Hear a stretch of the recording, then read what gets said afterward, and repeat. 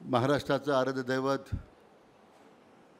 छत्रपती शिवाजी महाराजांच्या पवित्र स्मृतीला मी प्रथमतः अभिवादन करतो।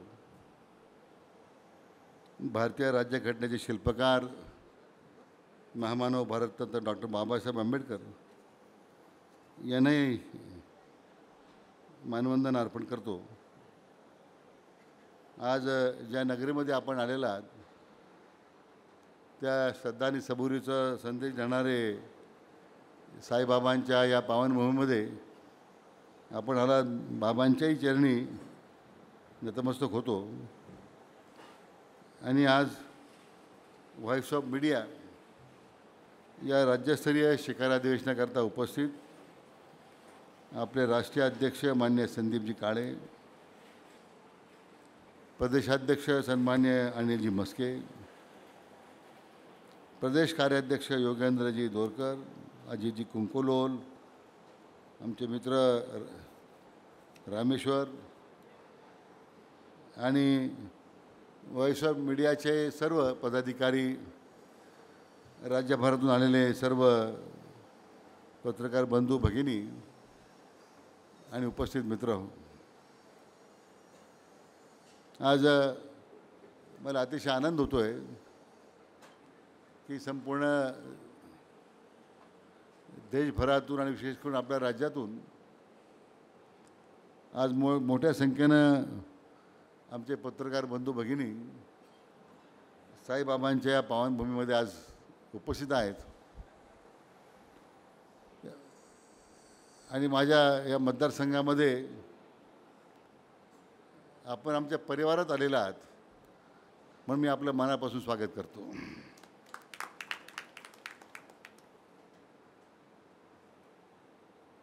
खरं आपल्या सर्वांच्या दैनंदिन कामकाजातून वेळ काढून आपले सगळे पत्रकार बांधव आज शिर्डीमध्ये उपस्थित झालेले आहेत।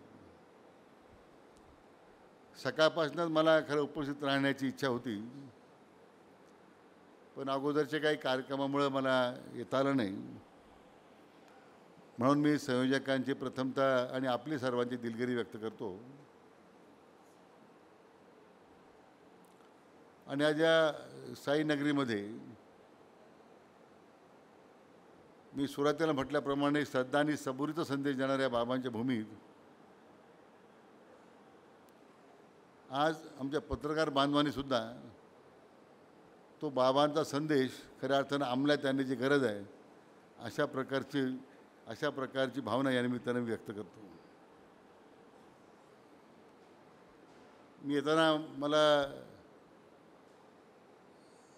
ज्येष्ठ पत्रकार सरिताताई कौशिक आणि आपले प्रसन्न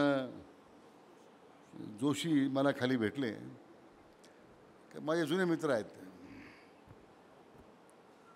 आणि त्यांच्याशी मी बरीच चर्चा करत होतो, राजकीय विश्लेषण आहेत म्हणून त्यांची ते मतं मांडत होते, मी माझं मत सांगत होतो। कारण आता माझी 7वी टर्म आहे आमदारकीची आणि इतक्या वर्षाच्या माझ्या वाटचालीमध्ये अनेक लोकांचा माझा प्रसंग आला, अनेक लोकांच्या सनिधात जाण्याचा प्रसंग आला, राजकीय विश्लेषक आहेत त्यांच्याबरोबर चर्चा करण्याची मला संधी मिळाली।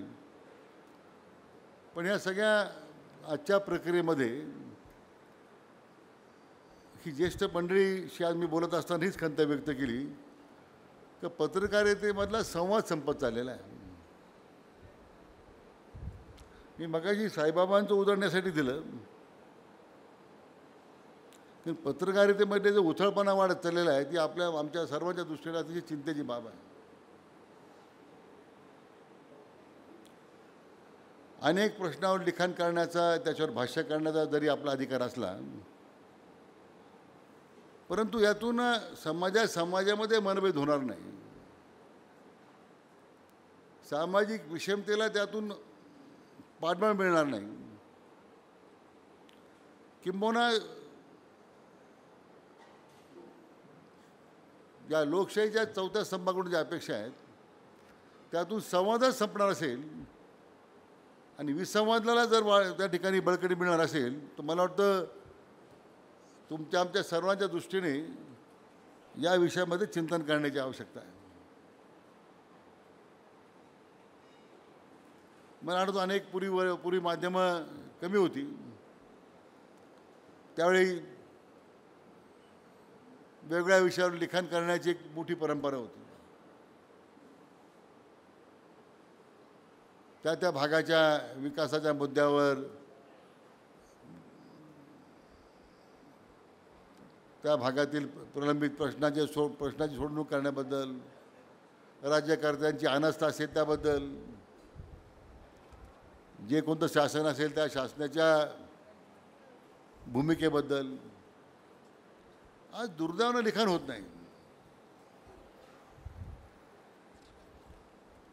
एक तर बाजूला प्रिंट मीडियाचं महत्त्व कमी होत चाललं आहे, त्याचा परिणाम इलेक्ट्रॉनिक मीडियामधल्या इलेक्ट्रॉनिक मीडियाने त्या सगळ्या व्यवस्थेचा ताबा घेतला. आता इलेक्ट्रॉनिक मीडिया मागे राहिले आणि सोशल प्लॅटफॉर्म जो तयार झालेला आहे त्यांनी या सगळ्या व्यवस्थेवर ताबा मिळवलेला आहे. आता तर सोशल मीडियाच्या पुढे नंतर फेसबुक आलं, ट्विटर आलं, आता त्याच्या पुढे आता आणखीन आजची पिढी इंस्टाग्राम वापरायला सुरुवात करायला लागलेली आहे. हे मी केवळ पत्रकारांच्या संदर्भामध्ये आपल्याबद्दल काही मी वेगळी भूमिका मांडतो असं कृपया समजू नका, कारण ही आव्हानं जशी राज्यकर्त्यांसमोर आहे तशी आव्हानं माध्यमांच्या समोर सुद्धा आहे. कारण आपण तो जो दर्जा आहे पत्रकारितेचा, येणाऱ्या बातम्यांचा, केलेल्या लिखाणाचा, तो सुद्धा त्याला आणखीन वरच्या स्तरावर आणण्याची आवश्यकता आहे. दुर्दैवानं राजकारणातल्या ह्या सगळ्या आजच्या जर स्थितीचा जर विचार केला, अतिशय तो दर्जा खालावत चाललेला आहे. आम्ही सुद्धा राज्यकर्ते जर दोषी आहोत, परंतु अशावेळी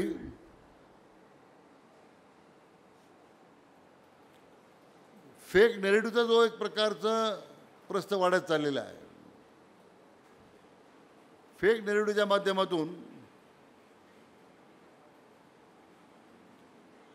आपल्या सगळ्याच व्यवसायामध्ये, म्हणजे राज्यकर्ते असतील, उद्योग असेल, पण त्याबरोबरीनं पत्रकारितेला सुद्धा मी म्हटल्याप्रमाणे मोठं आव्हान उभं राहिलेलं आहे.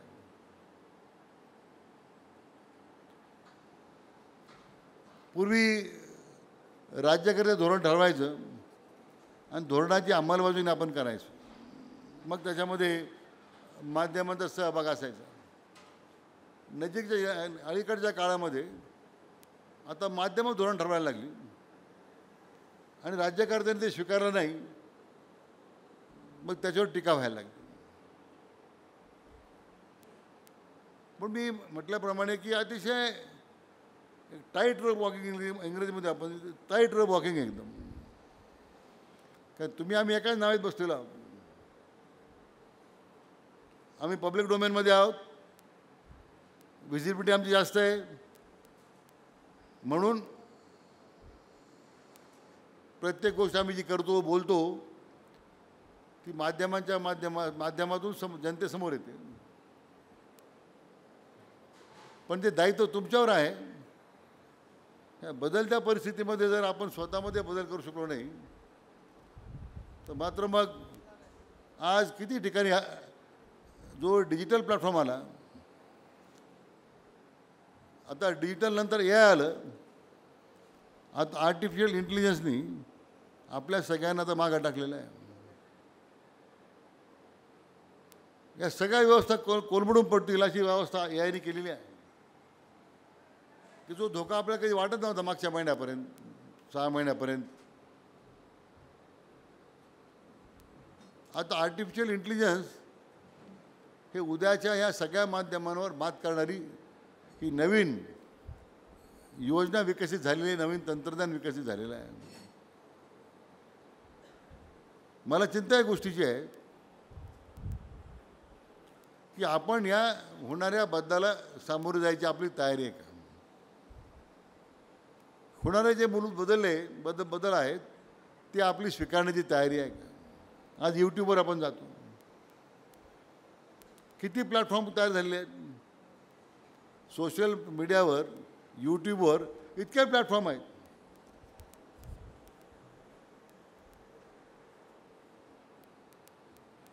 किती त्याच्यामध्ये वास्तव सांगण्यापेक्षा फेक नेरेटिव्ह आहे. पण आज माणसं ती जास्त पाहतात.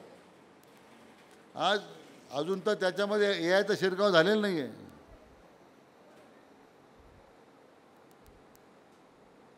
हवेतून विमान खाली आणण्याची क्षमता AIमध्ये आहे.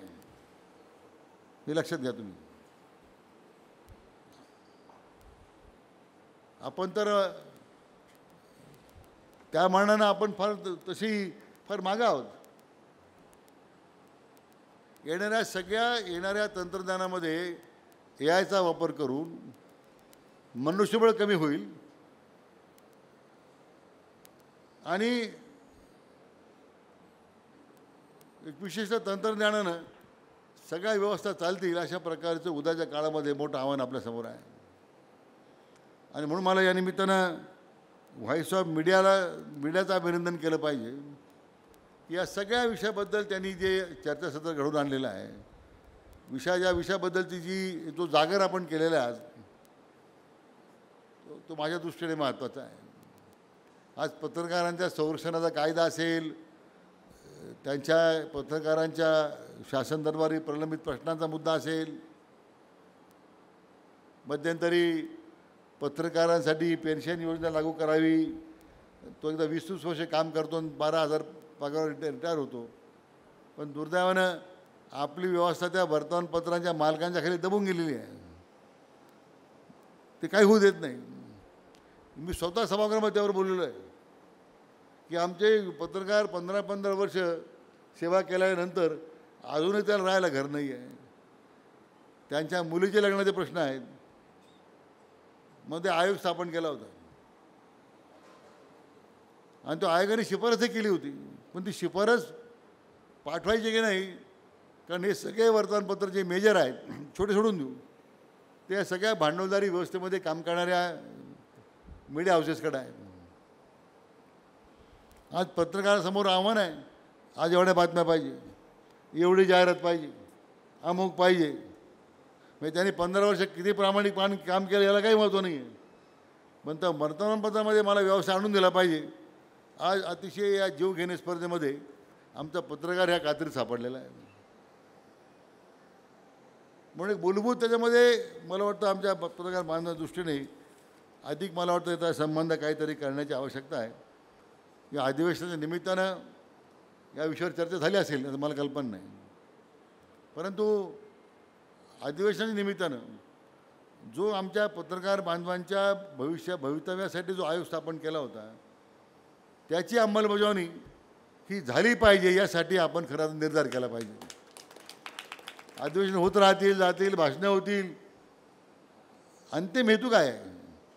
अंतिम ध्येय आमच्या पत्रकारासमोर बसलेले जे बांधव आहेत, भगिनी आहेत, त्यांच्या जीवनामध्ये स्थैर्य मिळणार आहे का? 15-20 वर्ष सेवा केल्यानंतरही त्यांचं आयुष्य आधांतरीच राहणार आहे. मग या संदर्भात आपण काय भूमिका घेणार आहोत?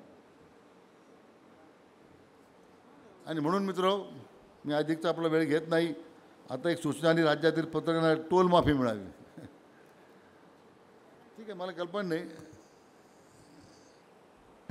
आता एकदम त्याच्यावर भाष्य करणं मला कल्पना नाही तर केलं पाहिजे की नाही. परंतु आज व्हॉइस ऑफ मीडियाच्या माध्यमातून आपण रिसर्च सेंटरची आपण मागणी केली आहे. म्हणून मला किती जागा मला लागेल मला माहीत नाही. किती जागा लागणार तुम्हाला? एवढी जागा पाहिजे ना? साहेबांना देऊन आलो आम्ही पत्र, तुम्ही मार्क केलेलं, त्यांनी सांगितलं. जागा कुठं पाहिजे तुम्हाला? मुंबई बाहेर नको तुम्हाला? बाहेर नको तुम्हाला? मी शिर्डी जागा द्यायला तयार आहे तुम्हाला. ठीक आहे, मी आमच्या अपर मुख्य सचिवांशी बोलतो. मुंबईमध्ये तर मला आवड दिसते, पण उपनगरामध्ये, नवी मुंबईमध्ये किंवा ठाण्यामध्ये आपण निश्चितपणे एखादा भूखंड त्यासाठी उपलब्ध होत असेल तर मी स्वतः पुढाकार घेईन. मी पुन्हा एकदा संघटनेचे अध्यक्ष पदाधिकारी यांचा अतिशय मनापासून आभारी आहे. आपण या कार्यक्रमाच्या निमित्तानं आपण मला बोलावलं. मी पुन्हा एकदा आपण या शिर्डीच्या पावनभूमीमध्ये आपण सर्व आलात, मनापासून आपलं स्वागत करतो, धन्यवाद देतो. जय हिंद, जय महाराष्ट्र. सर धन्यवाद. आपल्या